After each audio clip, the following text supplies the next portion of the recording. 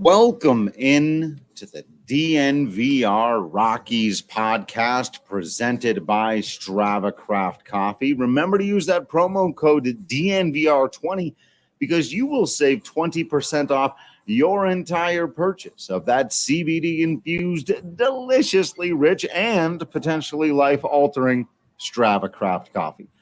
I, of course, am your host, Drew Creasman. I am the managing editor of DNVR Rockies. With me, as always, is beat writer Patrick Lyons. And on this episode, Patrick, we've got to discuss a 9-3 loss for the Colorado Rockies at the hands of the Los Angeles Dodgers. And you'd be forgiven for thinking, if that's all you heard, that this was just a beginning to end beat down by the better team over the inferior one, and that's that. And while there may be almost as simple an explanation for this game, it was not quite so. This one hung in the balance in a 2-2 tie there late. And Patrick, I'll go ahead and say this to start things off, something I almost never say, something, in fact, I oftentimes to, I think, the frustration of many listeners and viewers and readers out there,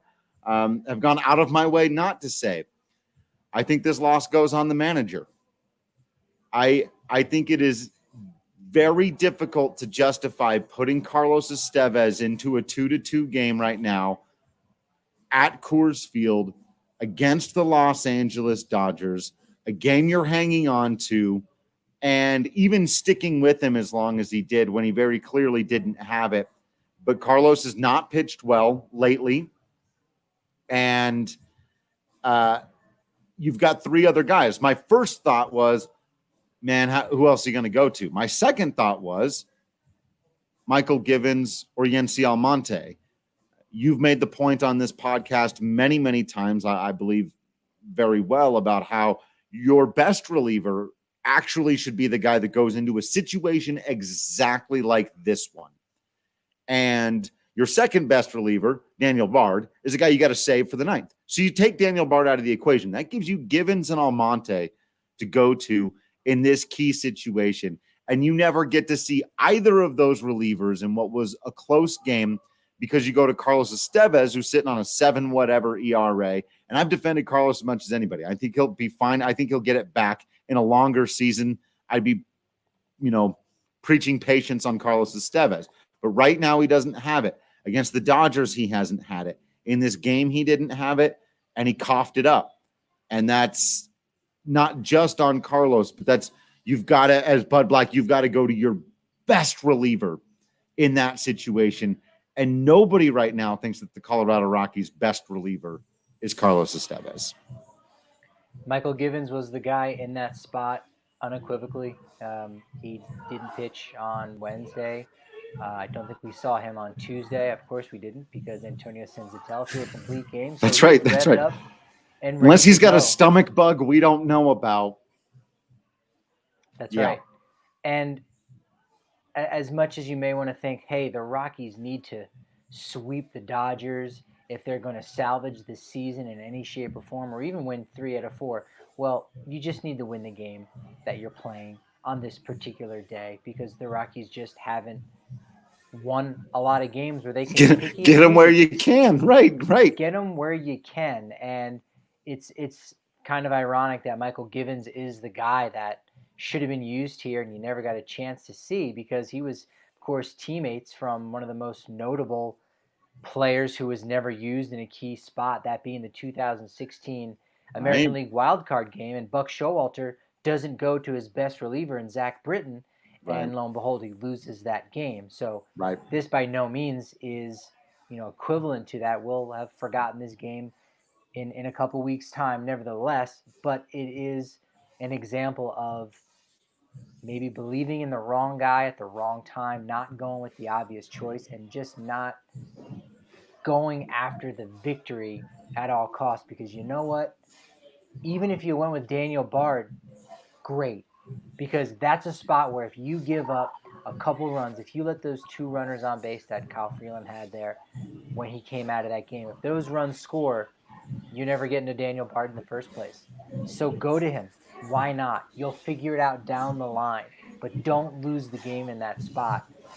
And I would tend to agree with you. Not tend, I 100% agree with you. Bud Black did not do that, and that was the difference in this game. That is why the Colorado Rockies lost to Right. the Dodgers Thursday night. And of course, you can't guarantee that they go on to win the game. Of course.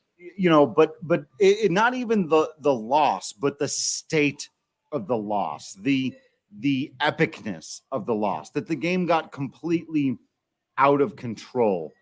That's on the manager right there, and he's put the team in a really tough spot, because then you do have to start handing the ball to guys like Jairo Diaz, who's been searching for it all year, and then ultimately going, well, let's see if Wade Davis has anything at all, because this game has gotten out of hand. But like that's the spot that you put yourself in there by not going to your plus side relievers late in a tie game against the Dodgers. It's Christmas morning for my good friend Daniel Miller, who I often dodge your questions about the coaching staff. And by the way, Daniel, phenomenal supporter of the local wrestling scene. Great guy. You got to appreciate Daniel for his everyday love of the Colorado Rockies, despite what they obviously put him through. But you're right on this one. And Patrick, I talked yesterday more than I have in a very long time about Dave Magadan as well. And I think this is going to start becoming a bigger part of our conversations moving forward. And it's difficult, as I said yesterday, so I want to get you to weigh in on this, to not reach conclusions with a lack of information, because we don't know exactly what Dave Magadan is saying to guys, and we don't know how much they're listening and how much what they're doing has to do with him. And as I said yesterday, Nolan Arenado had Dave Magadan as his hitting coach last year, and he had a career year.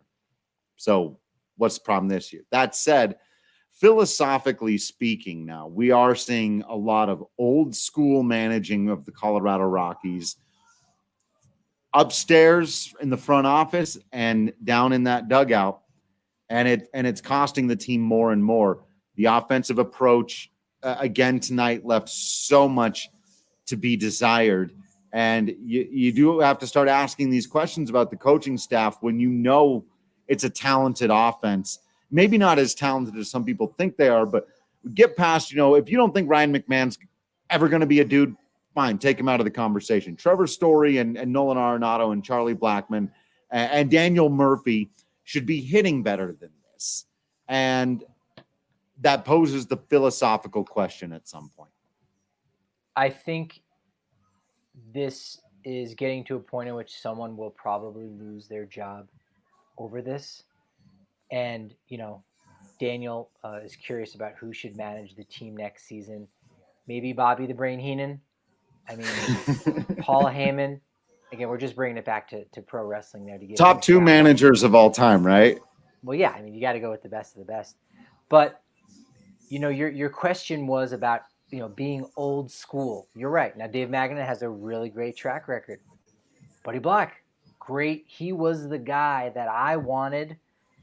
Same, yeah. It was, you assumed Ron Renicky was going to get the job because they're not going to maybe go out and pay for the guy that's going to need to make the most money or the most logical choice. Let's bring a pitcher's type manager into Coors Field. And we saw that impact on the team immediately in 2017 and 2018. So, okay, maybe it's not Magadan, maybe it's more Buddy, but I think you might even need to look even higher up, because we live in an age in 2020, and it's been this way for several years for several MLB teams, is that managers don't get to do a lot of managing.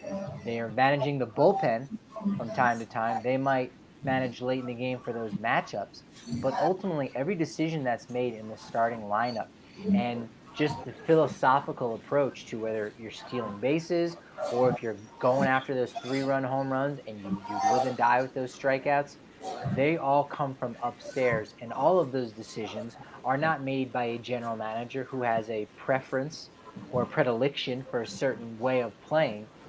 It is all backed up by analytics. You have a staff of team. You have millions of dollars invested in guys that are pushing buttons and can look and say, well, according to this math that we've invented, we've got our own way of going about business. It's proprietary. This is the best team over 162 games. Yes, this guy might, have his slumps, but we need to stick with this guy in this leadoff spot or in the cleanup spot because of what he does, et cetera, et cetera. And the computers say over a normal 162 game season, this is who should be in the lineup. Here's who should start. Here's maybe where we can platoon and do this, that, and the other. And really, at the end of the day, the manager is in charge of 10% to 15% of what goes on in the game. And some of that could be going on with the Rockies right now. But I think from what we've seen in this starting lineup and in the rotation, it's pretty much by the book how it seems it would go. Maybe because there's not a ton of options, or maybe just because the guys that are in the lineup are the guys who deserve to be in the lineup. So that definitely seems to be by the book. So I'm not sure where you cut it. If the GM and the analytics department are not given enough information to Bud Black and his staff, or if Bud Black and his staff are in control of all this and they're the ones pushing the wrong buttons. But I don't think you, in the game today, I don't think you give the manager that many options. I think the manager should be in charge of 15%. And it's weird because I'm an old school guy, but the analytics should drive the decisions in the starting lineup in different scenarios and situations, and that should be a large majority of it. And I don't think that's the case here. I was going to say, and I think that's, that's clearly not what's happening, because if the analytics were driving the decision-making process, there's no way that Carlos Estévez is coming into that game. And in fact, if the analytics were driving the decision-making process, and here's where I think that philosophy actually gets tested now more on other teams where they might consider doing something like this. But again, where you and I might sort of bang our heads against the wall and go, Nolan Arenado should be batting fifth at highest in this current lineup if you're letting the numbers do the talking. And I've got to, usually I toast my Breck brew to somebody I think has done well. And we'll talk a little bit about Kyle in just a minute here. And I thought he pitched well tonight. But I have to drink this Breck brew out of frustration for another offer for Nolan Arenado. Just ugly at bats. 2 pop-ups on the infield, an easy ground out to the shortstop there in his final at bat. He did have one where he drove it semi-deep, not quite warning track into the outfield, and there's his 4 ABs for the evening. And it just, he needed Kevin Pillar to pick him up there in the first. Left him there. He's got a run out there at second. They've already scored one. Nolan Arenado time, right? Little base hit back up the middle. How many hundreds of times, literally hundreds of times, have we seen him just line drive single right back where it came from? And he pops up on the infield, like on the second pitch of the at-bat. Kevin Pillar has to pick him up with a 2-out single up the middle. I went back to the StatCast page. Remember the Baseball Savant page that we were looking at a couple of weeks ago. Almost all of the stats have stagnated or gone down. He's worse in terms of expected batting average, exit velocity, barrel percentage. There's nothing at the plate that he's doing well right now, and it's killing this team. He's playing banged up. It's his left AC joint. He's just not able to generate the power that he's known to generate. And because of that, I think that's even a better reason to drop him down to fifth there, because I think Pillar's been a very solid run producer so far. He's been much better offensively than I kind of gave him credit for, or I thought that he'd be able to contribute. So I think Nolan would understand, like, yeah, you know what, I'm not really doing what needs to be done, and I want to win games. So if we win more games with me batting fifth, yeah, okay, I'm cool with that. This game was a kind of a microcosm of the entire season. They go up early. 2-0 right there in the first. Fantastic. You got solid starting pitching from Kyle Freeland, which we'll get to. The middle innings were embarrassing, much like that was the case for the Rockies. The All bullpen season, yeah. coughs it up. Okay, that's happened all season. And like you said, Nolan Arenado struggles to produce. Yeah. This entire season was this game. And Ryan against the Maltapia got Mariners. on base a couple of times, Yeah, despite had to despite mention not that. really, Hey. despite There you go. not really doing much, but being a spark plug, getting things started. I joked the other day that if you were putting together an honest highlight reel for the Colorado Rockies offense right now, it would just be a montage of Ryan Maltapia jogging back to the dugout from second and third base, just jogging back in. Just that's what the Rockies offense looks like right now. When he scored on that Charlie Blackmon sacrifice fly in the first, Yeah, he slid 10 feet past home plate. Like when you watch so the happy to slow-mos, see you saw that, right? When you see the slow-mo, you're like, okay, he's gonna stop, and like he keeps going and in slow motion, it's just like in this never-ending clip of him just sliding and going forward and forward. He almost gets to the grass on the cutout behind home plate. Like that was kind of impressive. Yeah, that was a pretty great slide. Not quite Tony Kemp from the game before. That was insane. But yeah, no, I think Rymel was just so happy to see home plate. it had been such a long time. But yeah, man, I think you're right. This game was just an absolute microcosm of the season, the way it's gone for the Rockies, even limping to the finish here.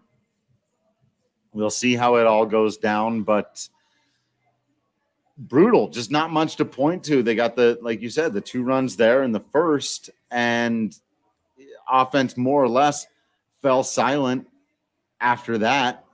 Kyle Freeland, let's go ahead and do that. Let's go ahead and give out our draft king of the game to the only member of the Colorado Rockies you really could have given this thing to, and that's Kyle Freeland with his 6 1/3 innings pitched, 6 hits, 4 earned runs, 2 of them, really kind of at least half charged to Carlos Estévez. They were inherited runs, a couple of walks, 5 strikeouts.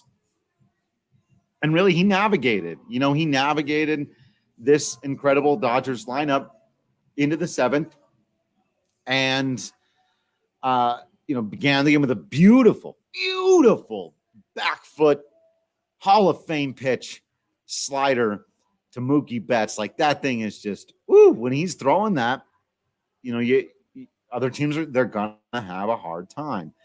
But he did have the 1 inning where he ended up getting hit pretty hard that whole inning where the Dodgers scored. I'm trying to remember now. Was that the 3rd or the 4th? The 4th. 4th inning is when they got the 4th inning, and he got a little bit lucky even on one of the outs. So it was like 105-mile-an-hour line out to center field. So he was playing with fire a little bit there. The Corey Seager home run, that's a bad hanging changeup. That ball got smashed. But then, and again, like if this had ended up being a 3-2 loss at the hands of the Dodgers, I would have spent 20 minutes talking about this play already. Enrique Hernandez. Kike. Look. All right. Here's another phrase I don't say on this podcast very often, Patrick. That was Bush League. I hated that. I absolutely he leaned into that ball and he did it on purpose. The first time I thought, oh no, it's just part of his normal stride.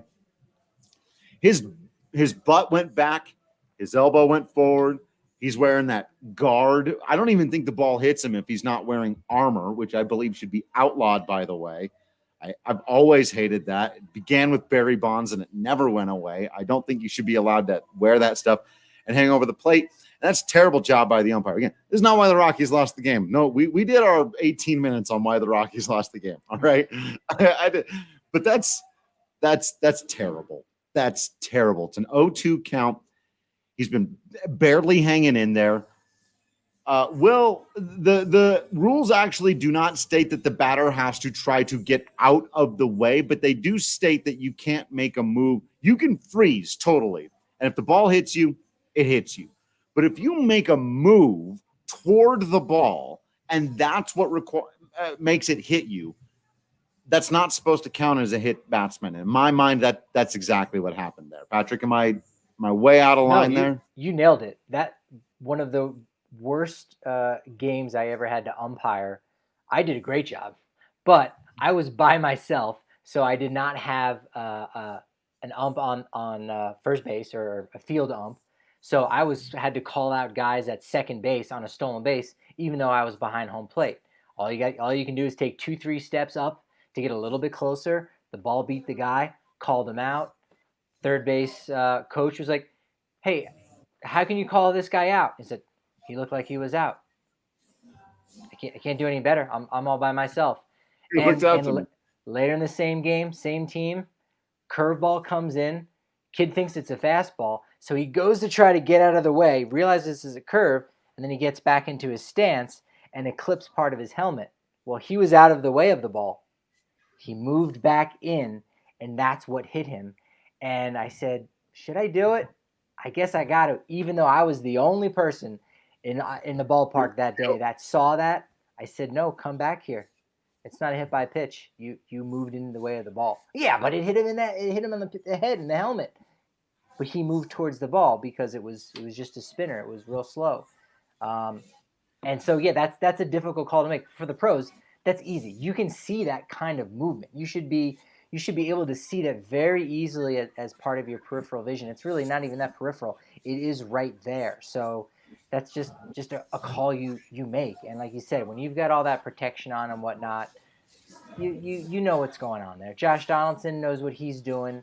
Yep. When he's got that padding, and he knew what he was doing when he crossed home plate to them at home run. Yep. Make sure you check that clip out. I love people going like, "What? He just kind of skipped weird. He just happened to kick a little dirt on the." No, he did.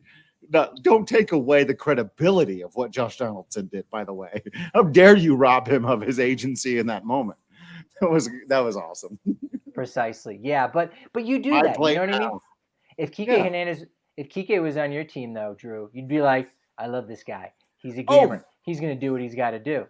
You know, there isn't any umpire. Yeah, that's right. Anybody out there that's going, hey man, that's smart. Like my mom, every time Raimel Tapia jumps out of the way of a pitch, and he did it in the first at bat today. Now that one almost hit him in his dome, and so you got to get out of the way of that. But he jumps. So every time he does, my mom sends me a text that goes, "He's a leadoff hitter. Get on base. Let that hit you, Tap. What are you doing?" And she's got a point. He will.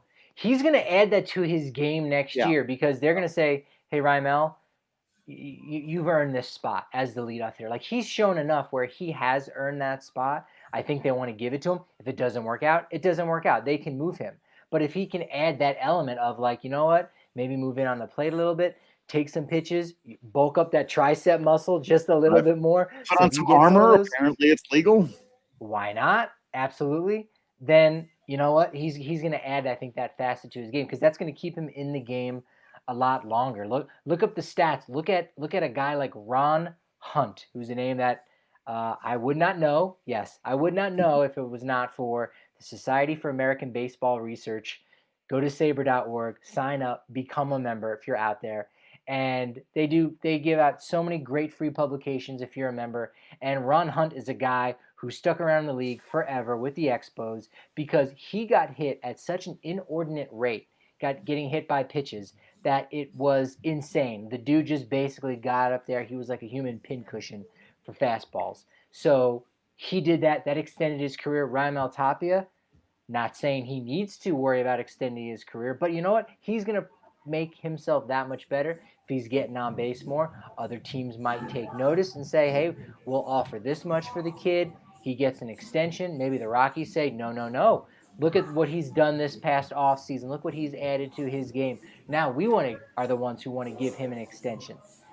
These are the little things that you can do to be successful and help your team. Those intangibles. I've had a lot of conversation today about Josh Fuentes and intangibles with, I'm not going to say who it was with, but some very notable names within Major League Baseball's ranks. And the one word that kept coming up was intangibles. Yeah. And nobody that I talked to really felt like, hey, Josh Fuentes is going to be an all-star. Because I don't think he will be. I think in a best-case scenario, he could go out, have a huge first 3 months, and maybe slide in on a bench, but ultimately I don't think he's going to be an all-star. But what he could be is a contributing member for a team, a linchpin of a really quality club, batting 6th or 7th in the lineup, Gold Glove caliber defense at first base, and bringing those intangibles. And that's something that Ryan Altapia has been able to show so far in this abbreviated season. And it gets you excited to think about, hey, what would this look like over a 162 game haul? Yeah, absolutely. And a lot of people ready to start looking to the future already. I see your questions there, Joseph, about extending Trevor Story and all of that. Those are long-term questions. We're gonna have plenty of time to jump into that. That really depends on what happens with Nolan Arenado, and that will continue to be the ongoing question. And Patrick, I see you saying here, if he's planning on leaving, he's killing his stock. And I will say that's one of the silver linings about a 60-game season. There's only so much rust that Nolan Arenado can put on his resume that, look, yeah, I think teams are already sort of unwilling to give the Rockies a bunch of their top prospects for Nolan. We've kind of seen that already, that the teams weren't offering top dollar for him. And if that's the case, then fine, keep him. Because as Patrick and I have said many times, the opt-out becomes a lot less intriguing for both him and Major League Baseball and the economy. There's a million more questions around that opt-out than there used to be. So the Rockies are actually in a pretty solid situation there, where they don't really have to start thinking about these questions just yet. And unless a team blows them away, they can hang on to Nolan until a more normal year where he's playing more normally. And if they're still not performing, then you trade him for what he's worth. And then you turn around and give his contract to Trevor Story so that he doesn't leave. And I think that's kind of the general thinking on that right now. Yeah, it's going to be hard to afford both those guys. But as you said, Right. In the state of the world right now, before late February, we could not have guessed that there would be a pandemic that would ravage Right. the entire world, and thus the economies of all the countries in the world, thereby saying, what is And a all the free baseball agent worth, teams. and all of baseball, and all of pro sports. Right. And now you have such uncertainty, and which is precisely what owners would love, right? Owners love that kind of uncertainty where they can say, you know what, sorry, we can't offer this much. We have to offer much less. And you know what, they might offer little to nothing. Is another piece too, is we don't know what teams will be able to go out and say, you know what, we're okay with with approaching those dangerous sections. We've seen in the last few days, so many teams have laid off scouts. Minor league baseball teams, have had to lay off so many people, and they're already on such a skeleton crew when it comes to the off season with only a handful of full-time employees. So now with professional sports teams needing to cut back on payroll, one of the easiest ways to do it is giving out multi-million-dollar contracts, right? We're talking about scouts losing their job, and collectively maybe they make $1 million, $2 million. Right. Whereas in one negotiation for a player, you may need to increase your offer by $2 million for every year for 7 years. Yeah. So that's an easy way to kind of be able to cut back on that. So maybe because of this pandemic, and certainly you would never make this trade, but because of it, maybe you can figure out a way to afford Trevor Story for the long haul. Right. But maybe because of that, anybody in between, Charlie Blackmon, whose contract you can't move, Nolan Arenado, whose contract you ultimately can't move, and now Trevor Story's contract, who you're signing him to an extension, somewhat friendly, but at the same time in an uncomfortable market.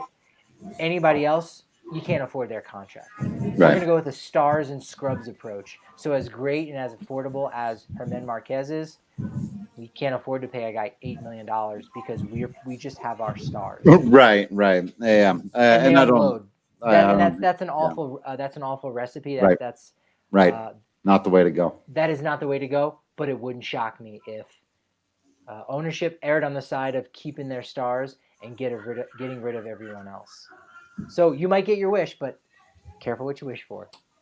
Sure, yeah, right. That's kind of interesting, right? It's like as much as fans get frustrated over a lot of the stuff the front office does, the fans do kind of overwhelmingly want them to keep those star players, and that's what it costs. It costs a lot of money, and when you're a mid-market team, you can only afford to do that a couple of times. Really,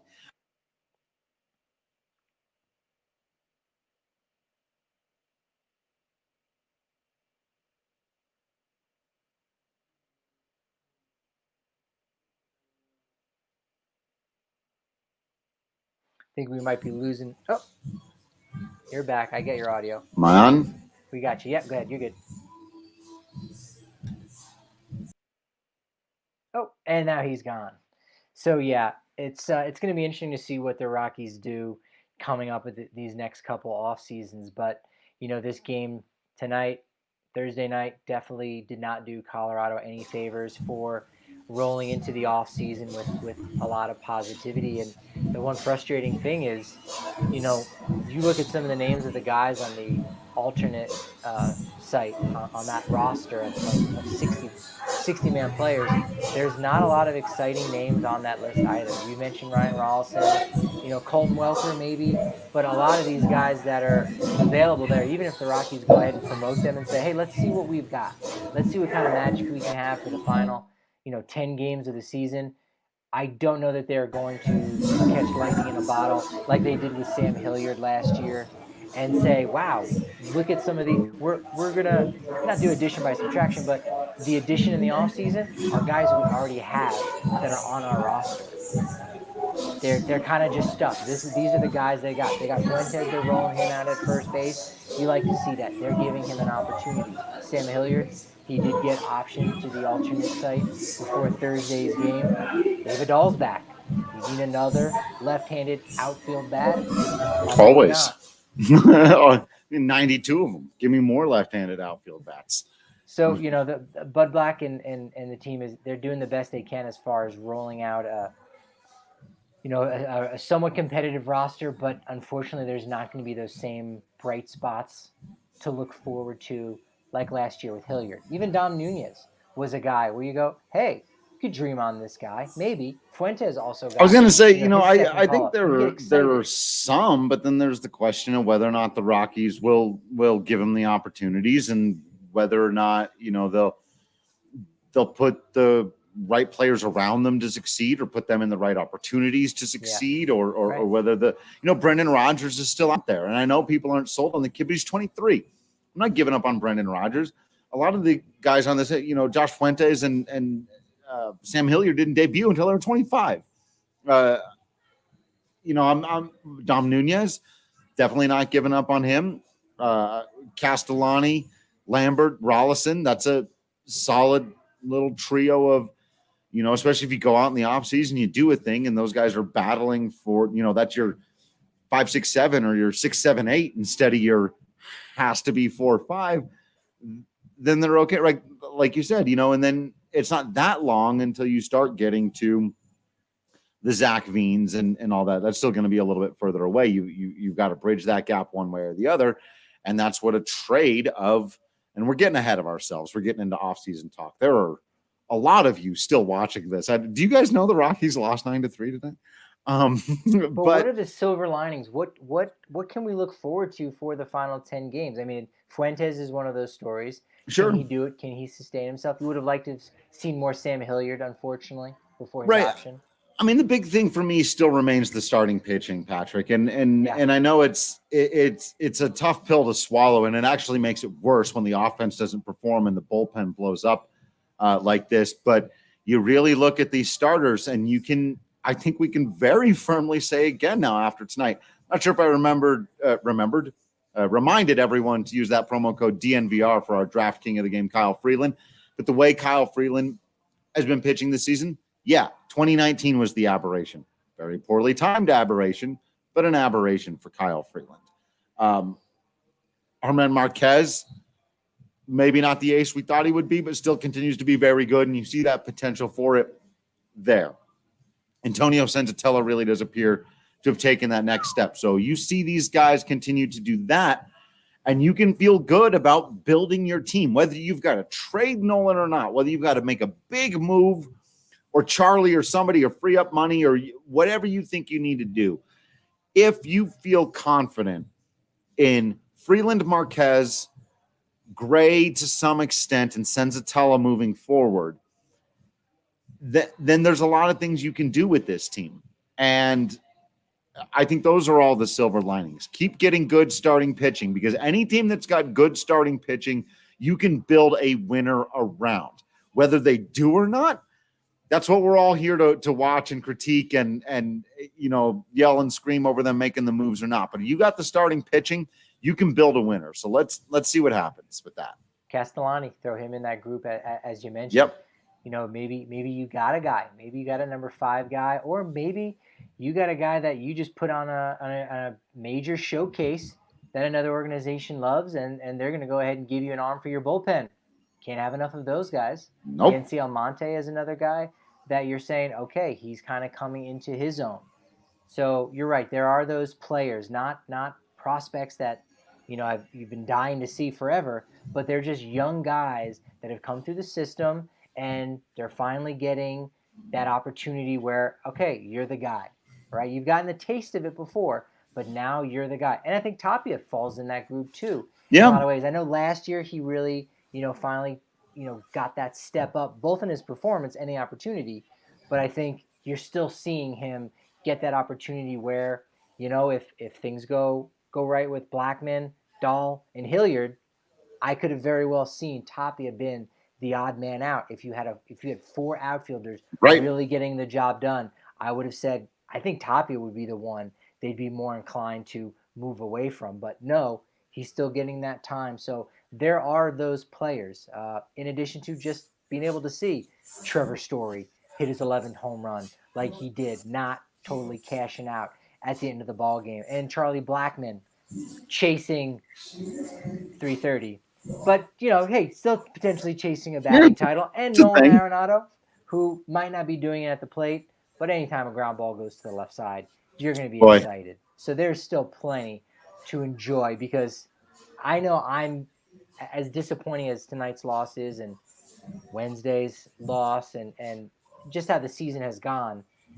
I'm very sad to know that for me, Friday, tomorrow, will be my last game at Coors Field for the season. And it's going to be a long time until another one. And it seems like we just got baseball back. So right. It's very sad. And as frustrating as the season might be, as disappointing as the season might be, this is the last taste of it. And even though the win-loss record might not totally represent how you feel, there are those small wins and losses that you can still see on a game-to-game basis that will make you smile and make you feel glad that you're a Rockies fan. Yeah, absolutely. And there were still a couple of them out there tonight. How about the cousins getting together on a couple of nice defensive plays and more stuff from Toppy? And as we said, Freeland continuing to show that those things are behind him. And so we'll be here for all of that. You got to stick with us for all of it. You got to make sure you're following us on social media at Patrick D. Lyons, at Drew Creasman. You're subscribed to the DNVR.com so you don't miss out on any of the written content. Plus, you get discounts on hats, shirts, masks. You get bigger beers down here at the DNVR bar. If you're a member, we try to take care of you in every possible way. We also know that you continue to be absolutely awesome out there. We very, very much appreciate it. We can only promise you that we will continue to be Patrick Lyons and Drew Creasman in here. And until next time, we will see you at the ballpark.